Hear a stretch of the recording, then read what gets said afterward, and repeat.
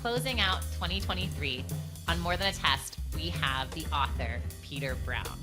I opened this episode by thanking him for being here because he is a hero in my house. If you've read Creepy Carrots, You Will Be My Friend, or the Wild Robot series, you know Peter Brown, and more than likely he has changed your classroom, your home, possibly your life. And this conversation is no different. Peter Brown goes deep into how he became a children's book author, the things that he's working on, all of the process around the Wild Robot and the third book that came out this year.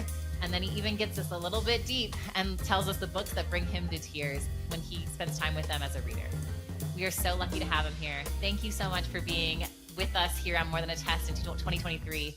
Here's Peter Brown. Hey, Peter, thanks for being here. Thanks so much for having me. So I want to talk about your books, but I have to tell you a story from this morning because I have 3-year-old twins in my house who, if you ask them what I do, they would say, Mommy takes meetings in her office. That's all they think I do. And they've really never shown any interest, except for today. I was pulling your books to put them in my office, and I was talking to my husband about you being here. And it was like my son picked it up. He's like, the Creepy Carrots guy is coming to our house. And I was like, no, we're doing a meeting. And he's like, can I come? The very first time my children have ever been interested in anything I do was today because the Creepy Carrots guy is on our podcast. You are a hero. I'm flattered to hear that. That's great. Is Creepy Carrots the book that most kids know you for? I know the tiger one is big too. Is that what you think, or is that what you talk about most? Well, at this point, the books I'm best known for is my Wild Robot series for slightly older readers, slightly older kids. But among my picture books, I would have to say the Creepy series is definitely my best known. I have done a ton of different picture books, and we've done 3 creepy books. So probably among the 3 creepy books, Creepy Carrots is not the most popular. There's Creepy Pair of Underwear and there's Creepy Crayon. And I think at this point, those 2 books are probably even more popular than Creepy Carrots, even though the whole thing started with Creepy Carrots. Well, we don't have the other 2 yet, but I will definitely get them. But I don't know. I don't know if anything will ever eclipse Creepy Carrots for my son. He really, really loves it. I've read it 1,000 times. You mentioned the Wild Robot books, and you had a new one of the series come out this year. Now, Wild Robots is different from Creepy Carrots in that you wrote the words as well, right? You're the author and the illustrator. Yeah, well, that's true of most of my books. The Creepy series is kind of unusual. In that case, the stories are written by Aaron Reynolds and illustrated by me. But throughout most of my career, I've been writing and illustrating books myself, including this new Wild Robot. Well, it's not that new. This newer Wild Robot series. And Wild Robot, you and I connected earlier this year. We hosted an event with teachers because so many teachers came to us and said, this is the author I want to talk to. This is the series that matters so much to me. And when you read this book, even just like the introduction, I think, or your not the introduction, who you give the book to, I forget what that was called, but the dedication. The dedication. Thank you for helping me to like the oceans of the future. Like you can feel yourself. Is this like something you've wanted to do forever to write this book? And is this just so much of you? Yeah, I mean, I don't know if I've wanted to write it forever, but as soon as I had the initial idea for a story about a robot learning to adapt and survive in the wilderness, I kind of knew there was a lot of really interesting subjects that I could explore with this character and this scenario. And I realized looking back that it involves all of my favorite things to think about and to talk about, nature and technology and relationships. I mean, that's it for me. I love all of those things sort of equally. And of course, storytelling and illustration and all that stuff. But it seems like kind of the perfect story series for me in particular, and when I first started writing the series, I wasn't sure if anybody would care. I thought maybe there was enough interesting stuff in there that other people would be pretty interested also, but you never know until you get it out there. So it's been really gratifying to see the response to these books. Okay, I feel like you just said something that's interesting to me and probably others. You said you're really passionate about nature and technology. And I would say most people would kind of be like, do those 2 things go together? Tell me about that. Why do you say those 2 things right after each other? Well, you wouldn't ordinarily connect those 2 things. And I think that's what makes these books interesting, is that it's really a series of a big story about finding connections between technology and the natural world. And technology in this story is kind of a stand-in for humanity and modernity and all these other things, but we're seeing it through the eyes of this robotic character who kind of represents us and represents civilization. And so it's just been fascinating to see there's a pretty obvious differences, between technology and nature, but there's a lot of surprising similarities. The one that comes to mind first for me is like the idea of animal instincts. Animal instincts seem like this incredibly natural thing that most people can kind of wrap their heads around. It's like animals are born and they just know how to do certain things. They know to run from danger. They know how to like live in groups. They know to search for food and to avoid foods that maybe taste bad. Like there's all this stuff that's kind of built into basically every animal. And if you think about it, it's a little bit like animals actually are really predictable. They do certain things at certain times of the day or certain times of the year, and we can predict what they're going to do. And in a way, their behavior you might describe as slightly robotic. And so that got me thinking about how like animal instincts are a lot like a computer program or like maybe a robot's programming, how they're designed and built and they just know how to do certain things and they're predictable. And so anyway, that kind of connection really fascinated me. And so then I just set about trying to find all these other connections between a robotic character and the natural world. And it's just led to one interesting kind of discovery and discussion after another.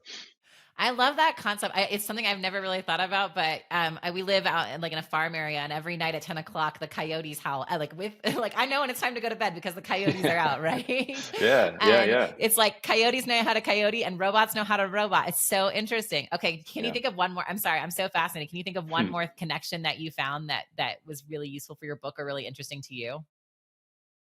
Yeah, well, so the robot in my character, her name is Roz, and she's programmed. She's kind of like a brand new computer. She's this amazing piece of technology, but she doesn't have any like software installed or anything. So when we meet her in the first book, she's sort of powering up for the first time in the wilderness, and and she's just sort of the basic factory issued robot without any bells and whistles or anything like that. So her basic programming involves something that I call her survival instinct, which is basically she just wants to stay alive and stay functional. It's pretty simple. And so she avoids dangerous things and she tries to gravitate towards safe places and, kind of keep herself up and running. Well, that simple program is something that we can all kind of relate to, first of all. Like we're all wanting to stay away from danger and move towards safety and You'd take care hope. of ourselves, right? But she goes further because in her kind of quest to survive, she sort of discovers that by being one of the best survival skills she learns is actually kindness, how to be kind to others, even when they're not being kind to her. And because all the animals are pretty freaked out by her in the beginning of the story, but she realizes that they work together. They have their own kind of community that helps each other in different ways. And so she wants to become kind of part of that community because she knows that in the end, the animals, if she really wins them over, the animals will look after her just like they look after each other. And so she sets about trying to win over the animals, and she does that by sort of relentlessly being generous and kind to them. And so I don't know, it's just like I don't know if that's exactly what you were looking for, but like that's just the kind of scenario that makes sense once you think about it.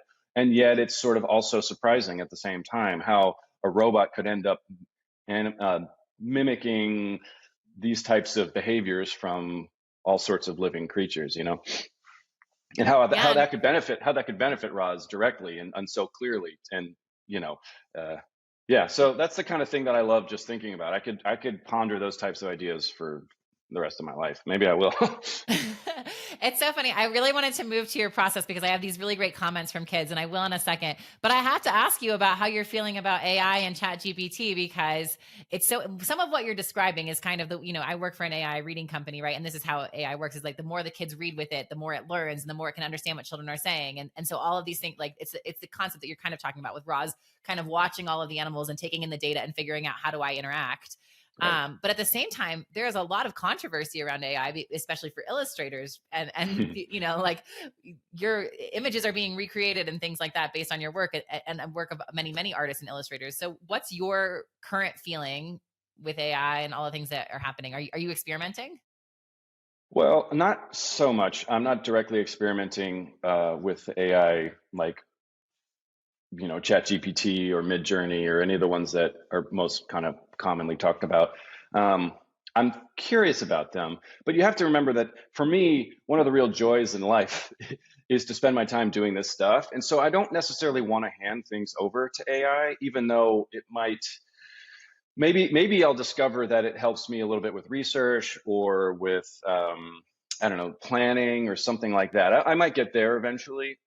But I really love the process of digging into these subjects and immersing myself in the data, reading or researching, and then sort of processing myself. I mean, as I describe it, I sound like a computer could do this, but I don't want the computer to do this. Like I want the AI to do the stuff that people don't want to do, not the stuff that people do want to do. And a lot of people want to make art, and a lot of people want to make stories. And so I'm hoping that we can land in this place where AI doesn't necessarily take those jobs away, but instead maybe enhances them somehow. But a lot of people are worried about this stuff, and I think about it constantly. I'm reading books all the time on this stuff and blogs, and I follow a lot of people on social media who talk about this stuff, and it is complicated for sure. And I have a lot of mixed feelings, and nobody really knows exactly where this is all headed. But I try to focus in the Wild Robot stories. I try to paint a picture of like the best case scenario, like how AI and technology could really be amazing, and not focus on, because there's obviously this, we can imagine a lot of worst case scenarios, and I don't really spend a whole lot of time going down that path in these books. I could, and I think about that stuff in my own time, but I don't really want to take readers to that place, not with this series anyway. No, I think you've laid it out perfectly. All the ways that this can be really magical for kids is an understanding of our world and technology. I do want to talk about, you said something about research and how the research is a great joy in your life. And it's so funny because we sent a survey. So we had 50 some teachers bring their classes to this virtual event with you. We sent the teachers all surveys. We also sent the kids surveys about the experience of getting to hear from you. And we asked kids what they liked about your talk. And two things came up over and over again. The first was they loved that you said a chapter can be one or two sentences. And then the other was that they loved that you talked about research and how much research it takes to write these books. And it was so cool that kids kind of took both ends of like, it can be easy and really hard. Yeah, yeah. Well, one of the tricks to writing children's books is to take stuff that's complicated and make it understandable to readers of all ages, like that sort of distillation of complex ideas and making them universally understood. That's no small thing, and it takes a lot of work. And so sometimes I'll do a lot of research to tell a really specific little part of a story, and I realize I can tell that little specific part of a story in perhaps a two-sentence chapter, right? Like all this work, and then I realize, you know what? At the heart of it all I really need to say is this and this, and that's it. And then I can move on to the next thing. And so that's why some of my chapters are really short, because sometimes I can say what I need to say in a very, in just a sentence or two. It's fun too. I mean, you'd think, like, don't get me wrong, I'm not spending weeks of my life researching only to write two sentences, um, but I will spend a lot of time thinking about how to communicate these ideas to kids. And sometimes, every once in a while, I can say all I need to say in just a couple of sentences. So that can be pretty fun for me. And of course, the readers get a kick out of that too, because they can say that they finished a whole chapter in, 10 seconds. So one of the other things that happened after you talked, so you showed this screen of you kind of outlining the chapters. You were like, this is the list. I think it was something either 40 or 80 things that are going to happen in this book. Right. And a kid sent us a picture of their own list. So they saw that and they were like, oh, this is how you write a book. I'm going to go do it now. And it was more than one child. And so I would love for you to kind of talk about that, because this was your first time writing a chapter book, right? The first Wild Robot book was The my first Wild first Robot, chapter book. yes. Yeah. Yeah, and this idea of like you just went through and made a list. Can you tell me like where did you come up with that idea? Because it was the first time I'd heard it, and I've talked to a lot of authors, and it really touched a lot of kids. Well, the funny thing is, I studied illustration. I went to art school and studied illustration, and making picture books seemed doable. Seemed like I could become a professional children's picture book author and illustrator. But writing a novel for kids even felt like kind of out of my comfort zone. But I had this story that I had to write, the Wild Robot and the whole world and the whole series. So I just decided I was going to try to write a novel, but I'd never done it before. And I kept thinking, like, there's probably really good tricks and techniques that I would have learned had I studied writing in college or something like that. I mean, I took one or two creative writing classes, but nothing really serious. Not like my friends who have master's degrees in writing, you know. Um, so anyway, so there I was. I had this idea I was really excited about, and I was trying to figure out how to write a novel while I was trying to bring this story to life, and it was pretty overwhelming. And so I just did what came naturally to me, which was to break a big story down into little bite-sized pieces so that rather than focusing on the whole big story and possibly being overwhelmed by it all, I could just focus on one little nugget of an idea at a time. And as soon as I started doing that, it like I could feel my stress level going down, you know, I could feel like my creativity ramping up. It just felt like I can forget all the other stuff. Yes, there's tricky things I'm going to have to figure out later, but I'm not going to worry about that now. Right now, I'm just going to worry about this one little scene, this one little chapter, and get it just right, and then I'll move on to the next one. And for me, this wouldn't work for everybody, but for me, that worked really well to kind of focus my attention on something small rather than the bigger, big story.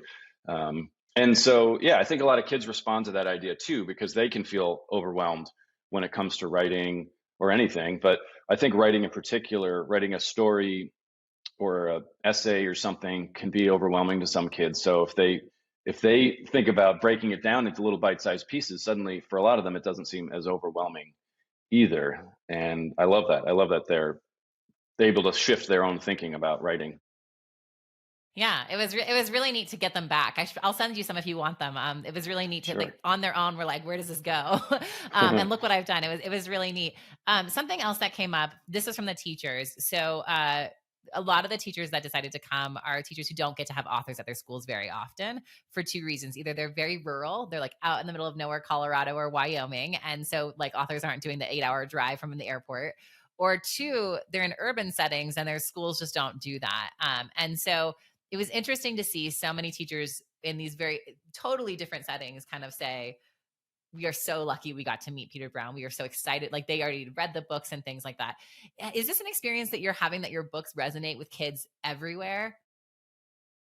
Well, I mean, I don't know if I'd say everywhere, but it sure seems like if kids read the books, I don't meet many people who don't like them. It seems like if kids actually pick it up and start reading it, they tend to get into it and then they tend to finish it and they tend to like it. And so that's really gratifying. And teachers too, it's been really fun to see how teachers have incorporated these books into their own curricula, and lesson plans. And I didn't set out to like the story. I didn't want it to be like an educational book for kids. In fact, that was the last thing I wanted to do. I wanted to take them on a journey with this interesting character. And yes, they're watching Roz learn, and through Roz, I guess the kids are learning kind of vicariously, which is cool and great. But I didn't want to I didn't set out to write an educational book, but it's turned out to really fit in with a lot of classrooms, a lot of teachers. In fact, I just learned a couple of weeks ago that the Australia Department of Education named it to part of their core curriculum. I don't know exactly what that means, but I do think it means a whole lot of Australian kids are going to be reading this book in school, in the school setting, which, of course, I'm thrilled about that. And so, you know, I actually forgot what your question was. I just started No, about how rambling. kids resonate. That so it sounds Yeah, like yeah. I think what you're saying is when kids get into it, they start reading it, they love it. But that a lot of this has been a teacher, and I think this was our experience too, a teacher student connection, and that teachers are finding it and they're like, oh my god, I needed someone to talk to my kids about technology or about nature or hmm about being a friend. I mean, this concept of being persistently kind is hmm incredibly valuable for teachers and kids. And then when we get it in the hands of students, we're actually seeing the power because it resonates with them really quickly, I think. Yeah. Well, one of the most satisfying things that's ever happened to me is, and this has happened a couple of times actually, is I'll go to a bookstore event and somebody will come up to me and a teacher will come up to me and tell me how they read this book to their class every year. They've done it since the book came out. And every year when they finish the book, even though they've read it, 6 or 7 times now, they cry because the first book has kind of a sad ending. A lot of kids aren't used to a sad ending at the very end of a book. Um, and they'll tell me that a lot of kids will start crying. The teacher will start crying.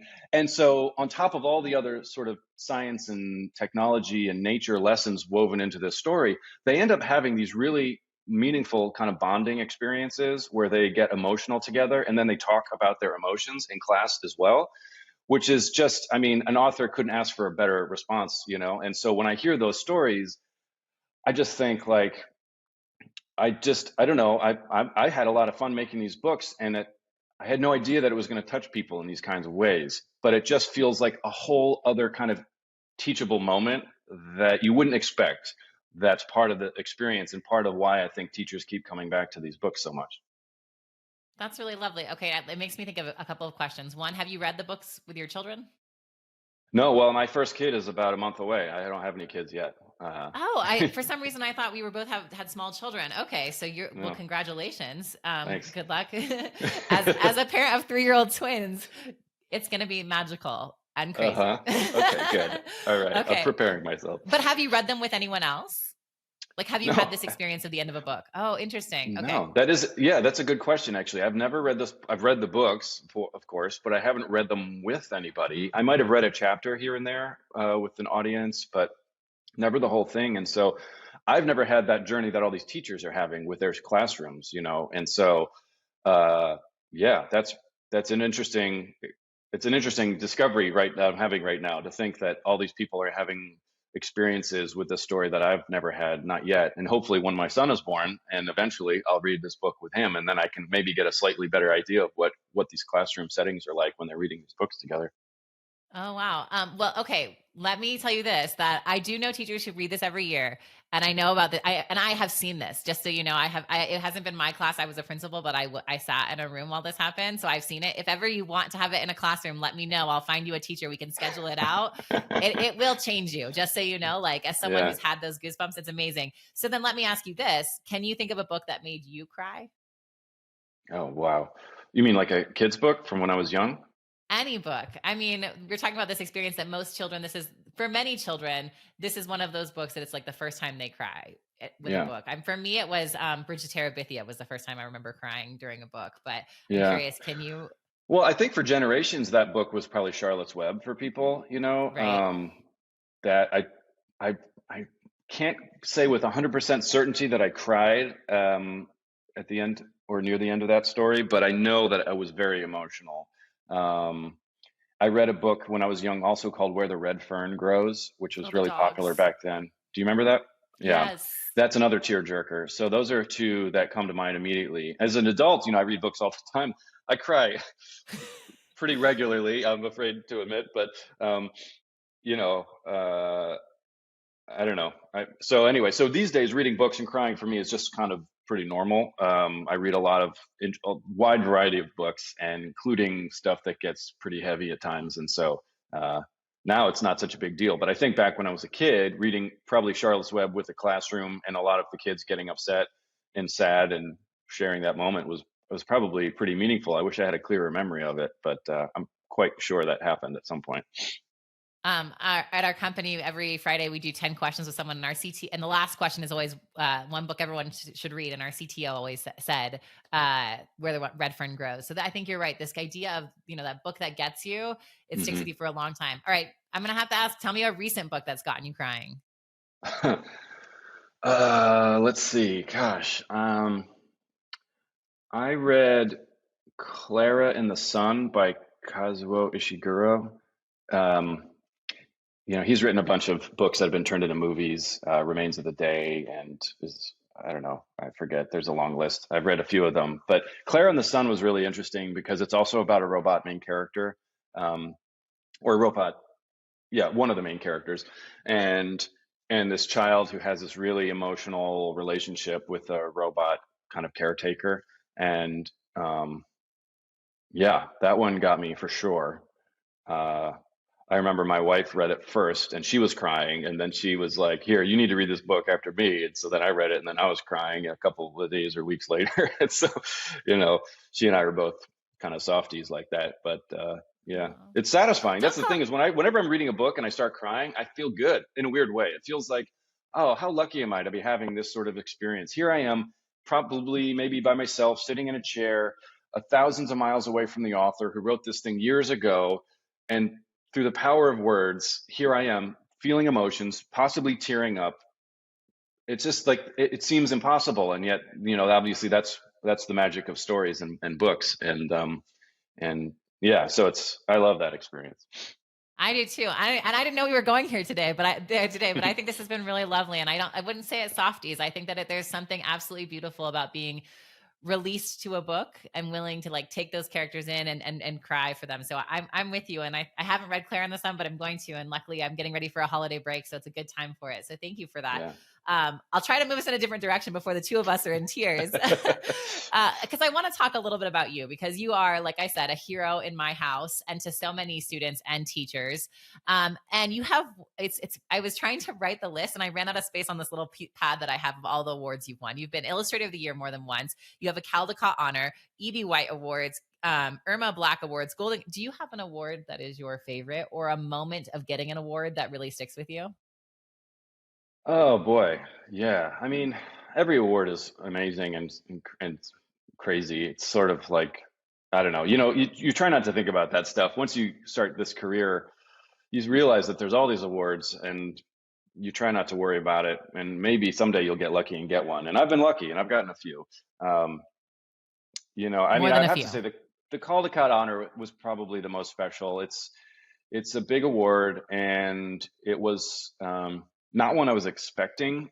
Like, there's this thing called Caldecott buzz, which is when it's sort of almost award season. People start talking in the like book world. People start buzzing about which books they think are going to win the award, just like with the Oscars or whatever. Um, and there was no Caldecott buzz for Creepy Carrots at all. It was like I was happy with the book, but I wasn't thinking about awards for Creepy Carrots, a silly sort of film noir book for kids.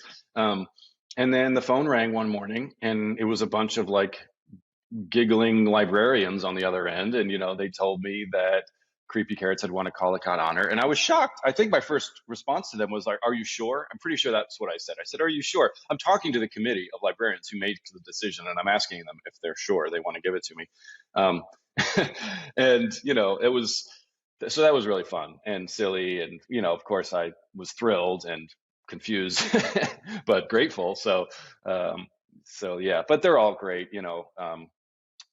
I won a book award called the Horn Book, which is given out by a journal called the Horn Book, um, and it's kind of part of the Boston Globe, and it's another big award in kids' books. And I won that for a book called Mr. Tiger Goes Wild, which is a picture book that I wrote and illustrated myself, which means a lot to me. I really love that story, and I was so excited to see it uh, get some accolades. It was really great. That's awesome. That's great. I agree with the librarians on Creepy Carrots. The page, as again, I read a lot of children's with my kids. The page where the carrots celebrate, I think, has got to be one of the greatest images in children's books. So for Oh me, man. I'm right there with them, and I wish I could have been a part of the Caldecott buzz. That's really amazing. Let me ask you this: is there a book of, as someone who's seen a lot of kids meet a lot of authors, kids always want to ask this question, so I have to ask: is there a book of yours that is your favorite? Man, I should have a good answer for that. I get asked that a lot. I guess, it's so hard because each of my books takes a long time. These things take picture books take like a year for me to make, which is a long time. I'm slow, but still, I invest a lot into each book. And so it's hard to pick one. My first book was called Flight of the Dodo, about a penguin and his flightless bird friends who build a hot air balloon to see what flight is all about. And like, that was the first book I ever got published. That was the first time I ever saw my own book in a bookstore. It was so exciting. So that has a really special place in my heart. But, The Wild Robot was my first novel. I don't know. I guess if I had to really choose just one, it would be The Wild Robot. Um, because it checks so many boxes and so many of my interests. I get to explore it with one character and one story. But my picture books are a lot of fun too. So I don't know. I guess The Wild Robot. Sorry, I don't have a better answer. It's funny because I love Wild Robot. My son loves Creepy Carrots, but I think it was You Will Be My Friend that was the first one that I discovered of yours. And that one meant a Oh, lot to me nice. for a long time. And I read it to a lot of my classes. So, I Oh, think the great. collection Yeah. is pretty inspiring. It's interesting. So one of the things that you said a while ago was that you started doing picture books because it felt doable to you. Um, so I have to wonder, were you like an artist with different aspirations, but picture books felt doable, or was this the path you were always on? Um, I always knew I wanted to make art. When I was a kid, I drew a lot. I loved using my imagination. And I realized as I was growing up that the things I would draw just for fun were characters and little stories. I draw a scene with a bunch of characters and some sort of a setting. And I wasn't thinking about it at the time, but I was beginning to tell stories with my art. And so by the time I finished high school, I knew I wanted to do some sort of art and something with stories. I thought maybe animation. And I went to an art school out in Los Angeles so that I could be near all the big animation studios. And then, while I was there, I discovered children's books and realized that actually this was a better fit for me, because whereas in animation, I would have to kind of climb the ladder and before I could tell my own stories, Yeah. it's a big operation and you can't just get a job at an animation studio and suddenly be creating your own movies. You have to like pay your dues. And I was a little too impatient to do that. But with a picture book, I could kind of be like the writer and the director and the lighting designer and the costume designer. I think of my books almost as if they're little animated movies. And so eventually I really realized that children's books were kind of the perfect medium for me and my particular interests. And once I had that sort of discovery when I was at art school and I took a class on children's books, I was no looking back. At that point, I still love animation. I watch a lot. I even work in animation a little bit, um, but for me, children's books was, as soon as I kind of had that discovery, I knew that was the perfect fit for me. It's so interesting you say this. I just read an article about a woman who worked on Wish, that she's somewhere like in the production of Wish, and like the years that she spent, first of all, just trying to get into Disney. And then second of all, climbing the ladder and just how hard it is. So everything you're saying sounds really true to at least her experience. Let me ask you this. Do you have any hopes for the future to possibly do animation or create a movie? Or do you think children's books for life? Well, I don't know. I love movies. I mean, my wife, excuse me, my wife used to work a little bit in the movie business too, and we just watch a lot of movies together. We think about them a lot, and these days there's a lot of great TV series and streaming series too, of course. So I wouldn't rule it out for sure. In a lot of cases, it's out of my control. Excuse me. In a lot of cases, it's out of my control. I need a studio to basically decide that they want to make a movie based on my book. That's how it usually happens. And it just so happens that The Wild Robot is being turned into a movie by DreamWorks. So that's going to happen. That'll probably be out next year, although they haven't actually announced the release date yet. So that's been going on for a couple of years now, which has been really exciting for me to see kind of come full circle and see something I created now being turned into an animated movie is obviously very exciting. But I'm not super It's involved. I'm not like writing it. I'm not directing it. I'm not producing it or any of that stuff. I'm sort of consulting a little bit on the side, but that's about the extent of it. And so I wouldn't be upset if somewhere down the road I got an opportunity to be a little more creatively involved in the creation of a movie or TV or streaming series based on my books. That would be really fun. Wow, that's such a great full circle that you thought you'd start in animation, went to children's books, and now they're animating that. I didn't know that about Wild Robot, but I'm really excited for it to come out. That will be great. Yeah, yeah. Stay Okay, tuned. let me ask you one more question about Wild Robot. Is it easier to write the first book or the second book in the series? Well, they were both hard. I would say the second book was easier. The first book, the learning curve was so steep. I had so much to learn. I had to learn how to tell a story, a longer story, while I was developing this particular story. It was like I was basically doing two jobs at the same time, um, which was a little overwhelming, and which is why it took me so long. I mean, I spent years just sort of playing around with the ideas for the Wild Robot, and then I spent about 2 years just working on that book and nothing else. For the second book, which is called The Wild Robot Escapes, I probably spent almost 2 years writing and illustrating it, but not nearly as much time planning it ahead of time and all that, So that was a little simpler, a little more efficient. And then the third book, The Wild Robot Protects, took a little bit less time. I probably spent a year and a half or, year and 2/3 on the third book. So I'm slowly getting faster at this, but I don't know how some people do it. Some people crank out beautiful novels every year, and it's just amazing to me. That is incredible. Let me ask you about your process. I mean, you make it sound like you keep saying how hard it is, right? Which I love, and I think is really something meaningful to a lot of students and teachers. But I would bet that that means that there are a lot of things that have kind of ended up in the garbage can, or at least somewhere else. Do you have an idea or something that you haven't like fully realized yet that you still think about all the time? Yes. I mean, I have books, entire books that haven't come into being, and I think about sometimes I have scenes that didn't make it into the finished book. Like, for example, in the second Wild Robot book, The Wild Robot Escapes, we see Roz kind of dealing with civilization. And I had this idea for a scene where Roz would be, she's kind of sneaking through towns and cities at a certain point, and I had this scene where I thought it'd be really interesting if she were to find herself in a zoo at night talking with the animals. Because in the first book, she learns how to speak with animals, and that's one of her. I mean, she doesn't really have superpowers, but that's as close as she gets, is that being able to communicate with animals. She, by observing, she learned how to. She kind of decoded the animal language in the first book. So in the second book, she knows how to speak with animals. So she's speaking with farm animals and she's speaking with pets secretly because she doesn't want the humans to know that she has this ability because she worries they'd be upset about that. Anyway, I had this scene about this robot, Roz, in a zoo talking to zoo animals because I don't know about you, but I love the zoo, but I have a lot of mixed feelings. You know, like when I go to a Right. zoo, I'm so glad that there are professionals who are devoting their lives to caring for these animals and to conservation efforts and all that stuff and to research. But I'm not convinced all the animals really want to be there, and so it's kind of hard, right? I usually walk through a zoo with a very mixed sense of feelings. There's happy feelings and there's sad feelings and there's everything in between. And so I had this scene where Roz could talk to animals and the zoo animals and have all the conversations with them that I wish I could have in real life, you know? And so I wrote this whole scene. I love this scene. And she was talking to elephants and chimpanzees, and she was talking to, animals from all around the world and hearing their life stories and getting a sense of how they ended up there. And some of them were born there and didn't know anything else, of course.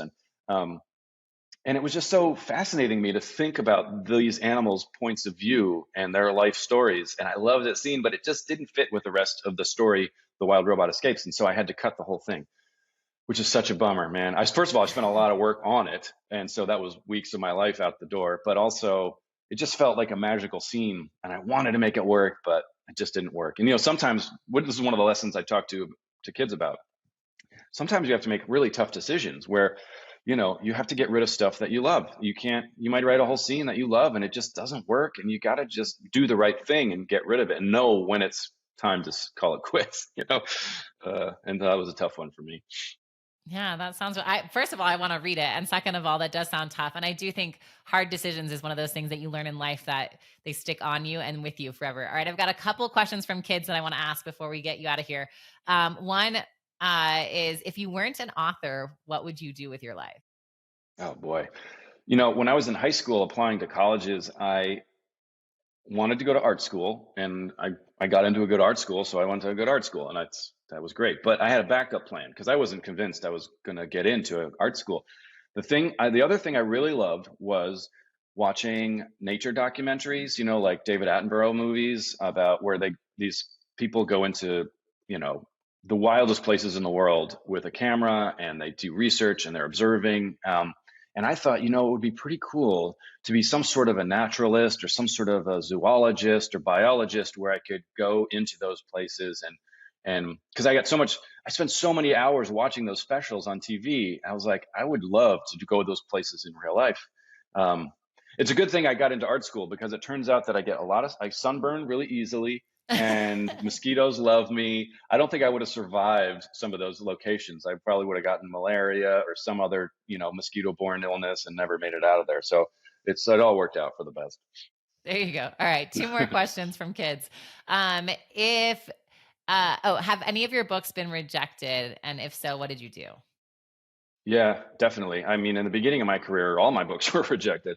I submitted 3 or 4 stories that had what I call polite rejections. The editor would explain to me that I show a lot of promise. They would say things like, "Oh, you're very talented, but this isn't the right story for us.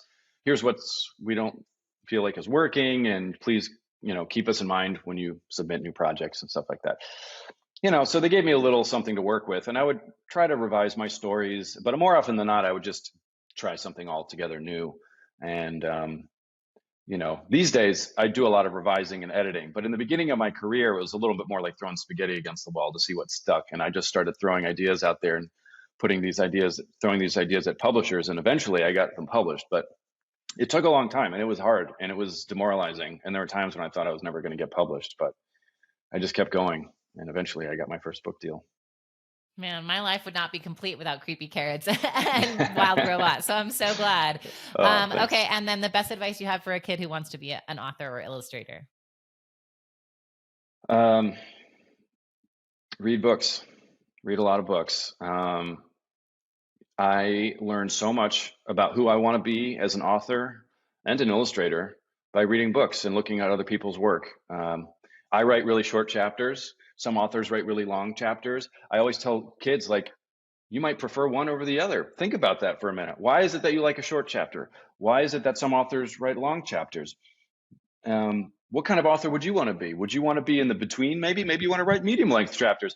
Anyway, that's just an example of the way that you can start thinking for yourself based on what you're reading. That can lead you to start asking yourself questions about the kind of author you want to be. And that's just one example. There's countless examples. I mean, everything from the word selection and whether you write rhyming or not, you go down the list. But whenever I'm stuck, I read books. It gets my creativity going again, and I end up learning something a little bit more about who I want to be as an author and an illustrator in the process. So that's my best advice. I think Read. the line I'm going to take from this podcast is whenever I get stuck, I read books. Like that's going to be the mantra that I walk away from, which is really great. Thank you for that. All right. Well, we Sure. have 5 questions that we ask every guest. And so we're going to ask them of you. And just so you know, we host to everyone from superintendents to ed tech entrepreneurs to authors, everybody, anyone remotely reading related. And so just that's the kind of field you're in. And so these are the only questions that everyone gets. And the first Okay. one is the podcast is called More Than a Test. But everybody who hears that thinks that means something different. So when you heard more than a test, what did that mean to you? I grew up thinking about testing a lot. I wasn't a great tester, and that was really frustrating because I felt like a smart kid who was bad at testing. And so when I heard more than a test, I thought maybe this would sort of you kind of explore how life is about more than a test. Like one test Right? isn't really determining of anybody's future, and maybe we overemphasize testing a little bit too much. That's kind of where my head went right away. That's really nice. I like it. All right, a lit moment. And what we mean by that is a moment in your life of you in a book that either is your happy place or changed you or something, that you remember. So a moment of you in a book. When I was in the 7th grade, I read The Hobbit for the first time by J.R.R. Tolkien. And I had spent a lot of time drawing, especially pictures of dragons and wizards and trolls and all that kind of thing. Um, but I never thought it could be taken so seriously in like a work of literature. And then I read The Hobbit, which was like this incredible story written with such beautiful language. And I was like, it just blew my mind that somebody could write about those fantastical subjects with such like seriousness and such artistry. And I remember that really blew my mind and made me want to read more books like that. Of course, I went on to read the Lord of the Rings series and looking for other examples of really beautifully written fantasy and then eventually science fiction. So The Hobbit was a real turning point for me and opened my eyes to what books could be, for sure. That's awesome. A piece of technology you love. Boy, my Wacom tablet. I use this tablet for drawing when I do some of my illustrations are done by hand, and a lot of time I'll do my sketching right in my computer using a tablet and a pen tool, and I couldn't live without it. So yeah. Oh, that's awesome. The best advice you've ever been given? Oh boy, best advice It I've can just ever be good been. advice. Yeah. Okay. Good advice. I'm really drawing a blank. So my art teacher in high school told me to follow my interests because I was wavering on whether to apply to art school or not. I didn't think I was good enough. And he told me that if I love art, I have to apply to art school because you have to follow your heart. You have to do the things that make you happy to be a better person and help the rest of the world. And so I thought, looking back, I didn't know, it sounded a little cheesy, but looking back, I think he was totally right. That's awesome. And a book you think everyone should read? Well, for adults, maybe Sapiens. I I love that forget book. the name of the author. It's a little bit complicated, but it's an incredible book about kind of the history of the world and the history of civilization and the history of sapiens, humanity, basically. And boy, does it go into detail, and it is riveting. I mean, it's long and it's dense, but if you have the patience, you're going to learn so much stuff and learn and think about so many new ideas that I could not recommend it highly enough. Awesome. Well, thank you so much for being here. Thank you for spending time with us today. Congratulations on your son and his arrival in about a month. I can't believe you made time for us. You're in the middle of a house remodel, released a book in September, and you have a dog and a new baby coming in a month. You are absolutely amazing. Thanks for spending time with us today.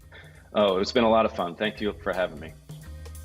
Thanks for joining us on the More Than a Test podcast. If you found this conversation valuable, subscribe to our YouTube channel and find us on your favorite podcast platform. At Amira Learning, we believe every child deserves a chance to become a reader, and we're excited to be part of this conversation. See you next week, and thanks for joining.